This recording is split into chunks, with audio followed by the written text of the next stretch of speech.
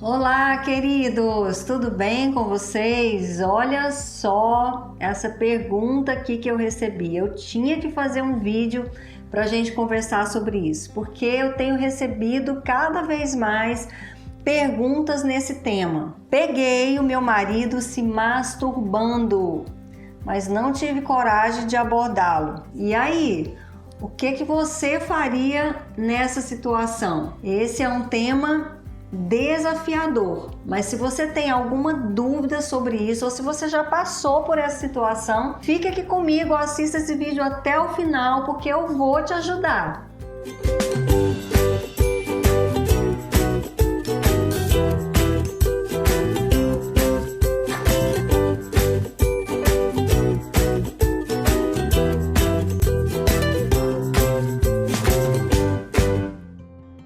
Eu sou a doutora Gisele Lima e há 20 anos eu tenho ajudado os casais a viverem um casamento acima da média.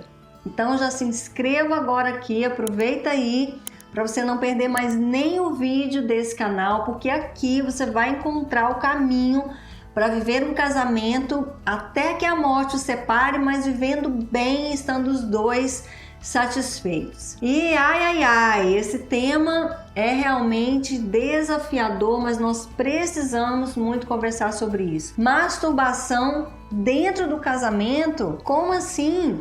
E eu sei que é um tema polêmico também, que gera muitas dúvidas. Como eu disse, eu recebo muitas perguntas sobre isso e é polêmico porque há quem considere normal. Há quem vá ver esse vídeo não vai fazer sentido, né? Porque acha que não tem problema algum. Tem casais que chegam ao ponto de incentivar o outro a ter aí os seus momentos de prazer sozinho, né? Porque masturbação é isso, você se estimular sexualmente, se excitar até chegar ao clímax sozinho. Tem até muitos lugares que usam a terminologia ou sei lá, falam que a masturbação é o prazer solitário. Então a gente precisa conversar sobre isso, porque como que a gente está no casamento e a gente então quer ter um prazer sexual solitário? E na minha experiência de tantos anos atendendo casais, na grande maioria dos casais isso não faz muito sentido.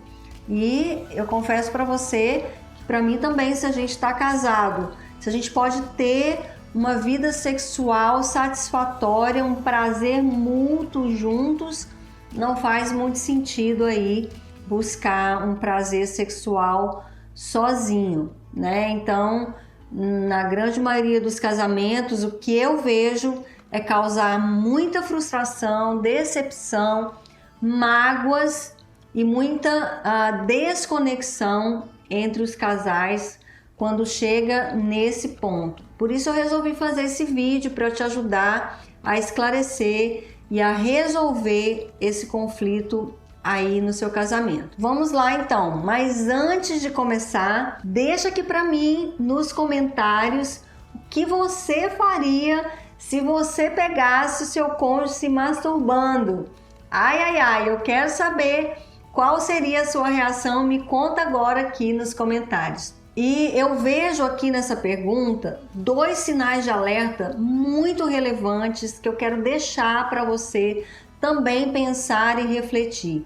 Primeiro sinal é a necessidade de se masturbar, né? O que eu estava acabando de falar, o que leva um dos dois, porque a mulher também se vê nessa situação. Eu também recebo perguntas de esposos me pedindo ajuda porque pegou a mulher se masturbando também, viu? Não acontece só do lado do homem. É claro que do lado do homem é uma frequência maior, mas o fato é, se você tem um parceiro, uma parceira, se eu tenho um companheiro, uma companheira, e nós compartilhamos a vida, compartilhamos tudo o que há de mais íntimo no nosso corpo, e nós temos todo o potencial para ter uma vida sexual intensa, prazerosa e um prazer sexual mútuo juntos.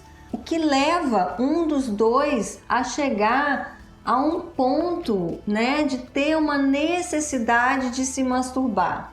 Então, isso pode ser, por exemplo, uma disfunção sexual e precisa fazer um diagnóstico, porque uma disfunção sexual já é uma questão mais grave que precisa, inclusive, de tratamento, de um acompanhamento específico. E pode ser uma disfunção sexual, uma obsessão sexual, um vício em sexo, talvez um reflexo desde a adolescência ou mais recente, mais por um vício em pornografia.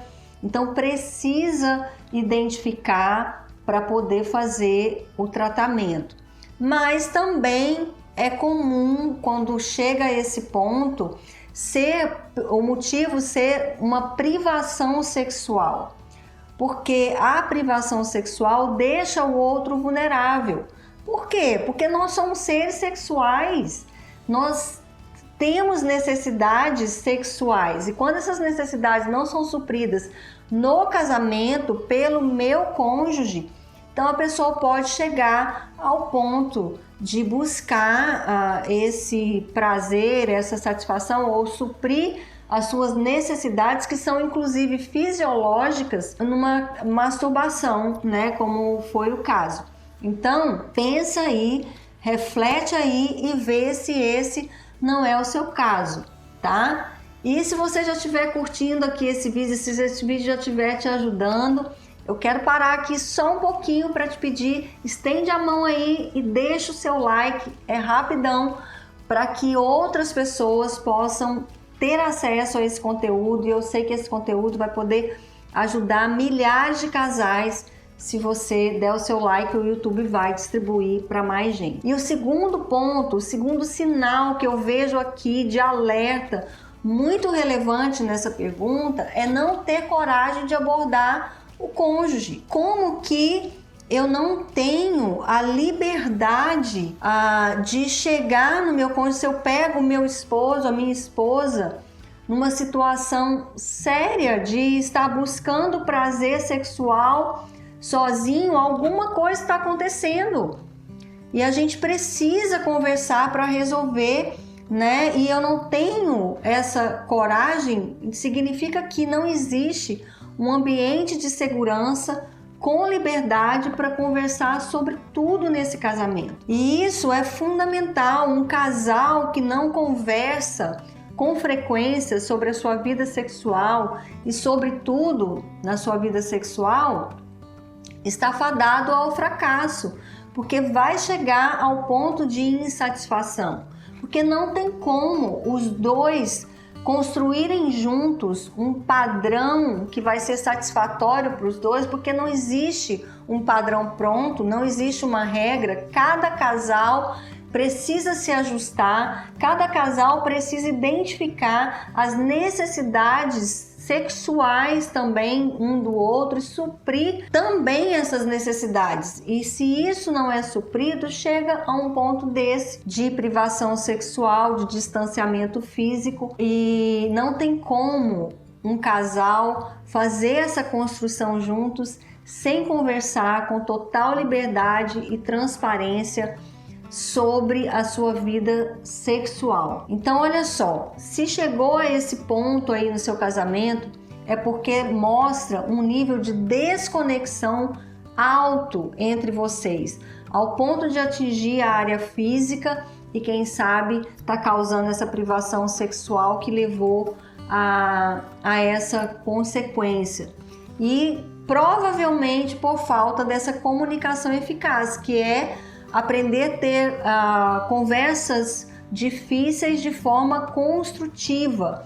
Os dois estarem ali na conversa com liberdade para abrir o coração um para o outro, para falar das suas dificuldades, para falar dos seus medos, para falar das suas preferências, das suas necessidades, sem medo, sem receio, para que os dois juntos possam então encontrar o caminho, fazer os ajustes, alinhar para que os dois estejam satisfeitos nessa área. E se os dois não conseguirem conversar sozinhos de uma forma construtiva para resolver, para melhorar, busque ajuda.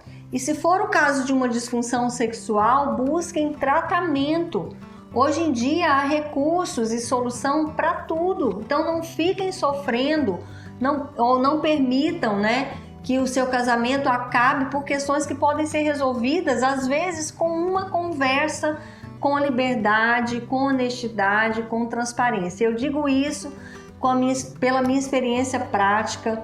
Então, quantas vezes eu já atendi casais que estavam há anos vivendo uma vida sexual precária, com insatisfação sexual, já à beira da desistência do seu casamento, por questões que podiam ser resolvidas, mesmo sendo uma obsessão sexual, uma disfunção sexual.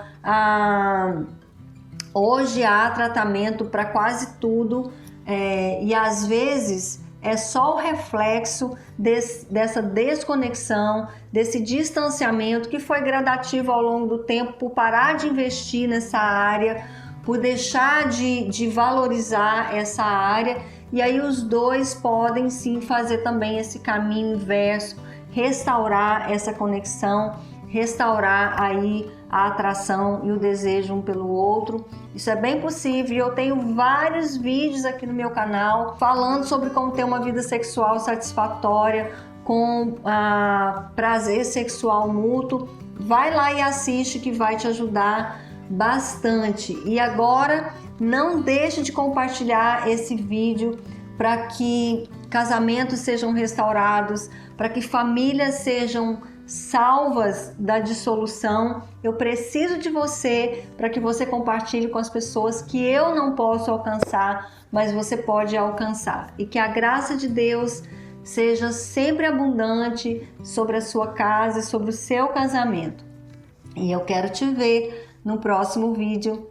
Um grande abraço!